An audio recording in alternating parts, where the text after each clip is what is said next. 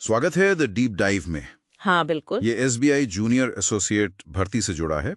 Add number CRPD-CR 2025-2606, खासकर PWD candidates के लिए। सही कहा। मतलब विकलांगता श्रेणी के जो उम्मीदवार हैं उनके लिए स्क्राइब यानी कि लेखन सहायक और कंपनसेटरी टाइम जो अतिरिक्त समय मिलता है उसको लेके कुछ नियम बदले हैं। हाँ, ये एक शुद्धि पत्र आया है, मतलब कॉरिजेंडम 25 अगस्त 2025 को।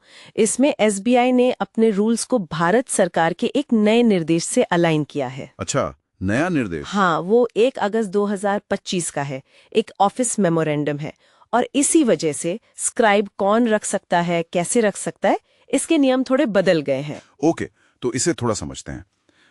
सबसे बड़ा चेंज क्या है? मतलब उम्मीदवारों को अब किस बात का ध्यान रखना है? देखो, सबसे बड़ा जो बदलाव है वो है पात्रता में, मतलब एलिजिबिलिटी में। एलिजिबिलिटी? हाँ, पहले क्या था कि नियम थोड़े बंधे हुए थे। जैसे विकलांगता का एक निश्चित प्रतिशत होना चाहिए, मान लो 40% या ज्यादा, और लिखने में कोई खास शारीरिक दिक्कत होनी चाहिए। अब क्या हुआ है, नए नियम के हिसाब से RPWD एक्ट 2016 के तहत जो भी व्यक्ति विकलांग परिभाषित है और जिसे लिखने में कोई भी फंक्शनल दिक्कत है, मतलब कार्यात्मक सीमा है, वो स्क्राइब की सुविधा ले सकता है। कोई भी? मतलब परसेंटेज का अब उतना वो नहीं रहा? हाँ, परसेंटेज पर अब उतना फोकस नहीं है। मेन बात है फंक्शनल लिमिटेशन, यानी लिखने में असल में दिक्कत होना। ये फंक्शनल लिमिटेशन, कार्यात्मक सीमा, इसका मतलब क्या सिर्फ हाथ की प्रॉब्लम है या कुछ और भी? नहीं, यही तो बड़ा चेंज है।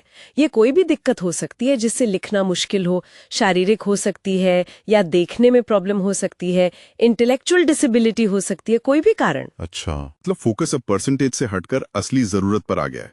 ये तो अच्छी बात है, ज्यादा इंक्लूसिव लग रहा है। बिल्कुल। पर क्या सभी तरह की विकलांगता के लिए प्रोसेस सेम है या कुछ फर्क है? थोड़ा सा फर्क है। कुछ कैटेगरीज हैं, जैसे मान लो पूर्ण अंधापन है, या लोकोमोटर डिसेबिलिटी जिसमें दोनों हाथ इफेक्टेड हैं, या सेरेब्रल पाल्सी है। इनके लिए प्रोसेस और भी सिंपल है। उन्हें बस अपना वैलिड डिसेबिलिटी सर्टिफिकेट या UDID कार्ड दिखाना है। उनके लिए अलग से ये लिखने में सीमा वाला सर्टिफिकेट नहीं चाहिए। अच्छा, मतलब उनका डिसेबिलिटी सर्टिफिकेट ही काफी है? हाँ, उन स्पेसिफिक केसेस में। पर जो बाकी तरह की विकलांगताएं हैं उनके लिए वो सर्टिफिकेट लगेगा। कौन सा वाला? वो जो सरकारी मेडिकल अथॉरिटी से मिलेगा, एक खास फॉर्मेट में है, परिशिष्ट आय फॉर्मेट है शायद। वो कंफर्म करेगा कि हाँ, लिखने में फंक्शनल दिक्कत है। ओके। और इसमें एक और बात है, अब अस्थायी विकलांगता, जैसे मान लो हाल में कोई चोट लगी हो, उसे भी कवर किया गया है। ये तो काफी दिलचस्प है कि टेम्परेरी डिसेबिलिटी भी इसमें आ गई। खैर, एलिजिबिलिटी तो समझ आ गई, लेकिन मैंने सुना है कि स्क्राइब कौन बन सकता है, उसके नियम भी काफी बदले हैं और शायद थोड़े सख्त हुए हैं। हाँ बिल्कुल, ये एक बहुत बड़ा पॉइंट है। उम्मीदवारों को इस पर खास ध्यान देना होगा। क्या बदला उसमें? स्क्राइब की जो एजुकेशनल क्वालिफिकेशन है वो अब बहुत क्लियरली डिफाइन कर दी गई है। अच्छा। हाँ, स्क्राइब की जो पढ़ाई है वो कैंडिडेट की मिनिमम क्वालिफिकेशन से, जो इस एग्जाम के लिए ग्रेजुएशन है, हाँ, ग्रेजुएशन है, उससे कम 2 एकेडमिक साल नीचे होनी चाहिए, और ज्यादा से ज्यादा 3 एकेडमिक साल नीचे। 2 से 3 साल नीचे? पहले तो शायद सिर्फ एक लेवल नीचे जैसा कुछ था, है ना? हाँ, पहले थोड़ा अलग था, अब ये ज्यादा स्पेसिफिक है, 2 से 3 साल नीचे। तो इसका मतलब हुआ कि अगर कैंडिडेट ग्रेजुएट है तो स्क्राइब या तो ग्रेजुएशन फर्स्ट ईयर में होगा, हाँ, अगर 3 साल का कोर्स माने तो, या फिर 12वीं पास करके कॉलेज के पहले साल में हो सकता है। पर ऐसा नहीं कि अभी 12वीं में पढ़ रहा हो या उससे भी नीचे हो। ये विंडो अब फिक्स्ड है। ये तो पहले से ज्यादा सीमित दायरा हो गया। बिल्कुल, और इसका प्रूफ भी देना होगा। प्रूफ? कैसा प्रूफ? हाँ, जैसे कि स्क्राइब ने या तो 2023-24 सेशन में 10वीं पास की हो, उसका सर्टिफिकेट, या फिर 2024-25 सेशन में 12वीं पास की हो, उसका सर्टिफिकेट। ओके। और साथ में उसके करंट कॉलेज या यूनिवर्सिटी का फोटो ID कार्ड भी चाहिए होगा। अच्छा, ताकि पक्का हो जाए कि वो इसी विंडो में फिट होता है। एग्जैक्टली। और बैंक इसको बहुत ध्यान से चेक करेगा। कोई भी गड़बड़ हुई तो प्रॉब्लम हो सकती है। ये तो काफी कड़े नियम लग रहे हैं। शायद ये पक्का करने के लिए कि स्क्राइब सिर्फ लिखने में मदद करे, खुद आंसर ना बताने लगे। लगता तो यही है।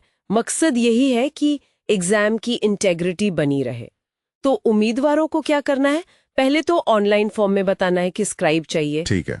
फिर खुद ही एक योग्य स्क्राइब ढूंढना है जो इन नए वाले कड़े नियमों पर खरा उतरता हो। और फिर बैंक एक ऑनलाइन लिंक देगा, उस पर स्क्राइब की सारी डिटेल्स डालनी होंगी और कैंडिडेट और स्क्राइब दोनों को एक अंडरटेकिंग भी साइन करनी होगी, एक तरह का घोषणा पत्र। और अगर इन सब में कोई चूक हुई या नियमों का पालन नहीं हुआ तो? देखो, अगर स्क्राइब की क्वालिफिकेशन में कोई प्रॉब्लम निकली तो कैंडिडेट की उम्मीदवारी ही रद्द हो सकती है। सीधे कैंसिल? हाँ, और अगर एग्जाम के टाइम पर ऐसा लगा कि स्क्राइब खुद ही जवाब दे रहा है तो कैंडिडेट का वो एग्जाम सेशन तुरंत बंद कर दिया जाएगा और उम्मीदवारी भी रद्द हो जाएगी। बाप रे, तो नियम बहुत साफ हैं।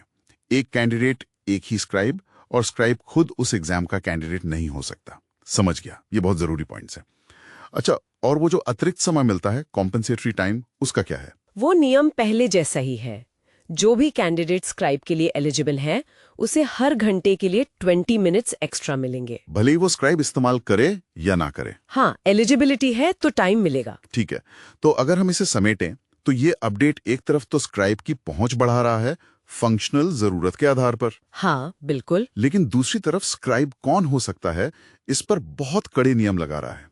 तो कैंडिडेट्स के लिए सबसे जरूरी टेक अवे क्या है? मेरे हिसाब से सबसे जरूरी है कि अपने स्क्राइब की योग्यता को इन नए नियमों के हिसाब से बहुत बहुत ध्यान से चेक करें और सारे जरूरी डॉक्यूमेंट्स तैयार रखें। डॉक्यूमेंटेशन बहुत क्रिटिकल है। हाँ, ये बदलाव दिखाता है कि कैसे पॉलिसीज समावेशी होने की कोशिश तो कर रही हैं, पर साथ ही एक कैंडिडेट पर भी काफी जिम्मेदारी डाल रही हैं कि वो नियमों का ठीक से पालन करें। सही कहा, ये समावेशिता और परीक्षा की शुचिता के बीच एक बैलेंस बनाने की कोशिश है शायद। बिल्कुल।